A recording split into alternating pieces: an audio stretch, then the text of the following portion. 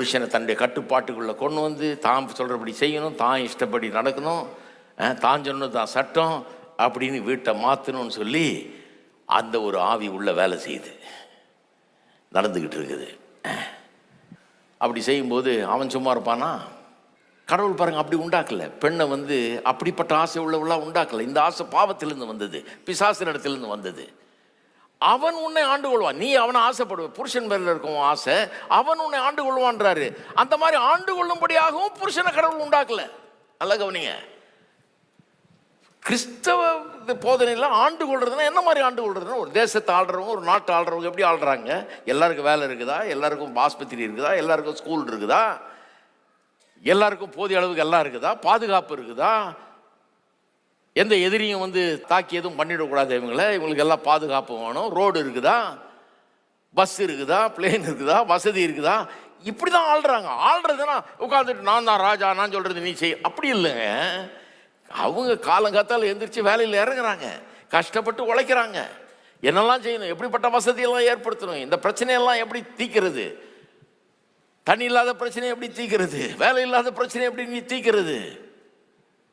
தீக்கிறதுக்கு திட்டம் போட்டு ஆளுகளை கூப்பிட்டு பேசி, அதுதான் ஆளுகை. அப்போ ஒரு புருஷனை எப்படி ஆளும்படியாக கடவுள் வச்சாரு? அன்பினால் ஆளும்படியாக, எல்லா தேவைகளையும் சந்திக்கிறவனாக, குடும்பத்தை கவனிக்கிறவனாக, ஆணாதிக்கத்தை கொண்டு வந்து குடும்பத்தில் நுழைக்கிறவனாக அல்ல, தன்னை அவர்களுக்கு கீழ்ப்படுத்தி கொண்டு தன்னுடைய உரிமையில கூட விட்டு கொடுத்துட்டு தன்னுடைய ஆசையெல்லாம் அப்புறம் பார்த்துக்கலாம், அது அப்புறம் நிறைவேறட்டும், இவர்களுடைய கனவுகளை நான் நினைவாக்கட்டும், என் பிள்ளையுடைய கனவை நினைவாக்கட்டும், மனைவியுடைய கனவை நினைவாக்கட்டும் சொல்லி அதற்காக ஆசைப்பட்டு செயல்படுற மாதிரி அவனை கடவுள் உண்டாக்கி இருந்தார். அப்படிதான் அவன் ஆண்டு கொள்ள வேண்டும். இருக்கீங்களா?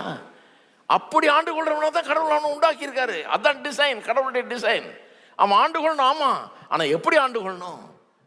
ஒரு நல்ல ஆட்சியாளனை போல. வீட்டில் எல்லாம் இருக்குதா? அரிசி இருக்குதா? பருப்பு இருக்கா? வாடகை கட்டியாச்சா? Electricity bill கட்டியாச்சா?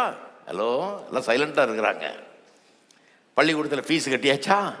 காலேஜுக்கு போகுது பிள்ளை 2 வருஷம் பொறுத்து, அப்போ எப்படி நான் ஃபீஸை கட்ட போகிறேன், அதுக்கு என்ன பண்ண போகிறேன், எப்படி ரெடியாக போகிறேன், கல்யாணம் பண்ணி வைக்கணுமே அதெல்லாம் எப்படி பண்ண போகிறேன், அதற்காக ஒரு ஜெபம், அதுக்காக ஒரு விசுவாசம், அதுக்காக ஒரு நம்பிக்கை, அதுக்காக ஒரு முயற்சி. பாருங்க, அவங்களுக்காகவே வாழ ஆரம்பிக்கிறாங்க. அப்படிதான் ஆண்டு கொள்றோம்னா உட்காந்துக்கிட்டு நான் சொல்லுவேன் நீ செய். கோழி ஆயிடுச்சா? மீனை வறுத்தாச்சா? கொண்டா, நான் தண்ணி அடிச்சுட்டு வந்துருக்கிறேன், நான் சொன்னா இங்கே வந்துடணும் மீன். இப்படிதான் ஆண்டுகிட்டு இருக்காங்க சிலர். அதனால தான் குடும்பம் நரகம் மாதிரி ஆயிடுச்சு. என்ன சொல்கிறான், என்கிட்ட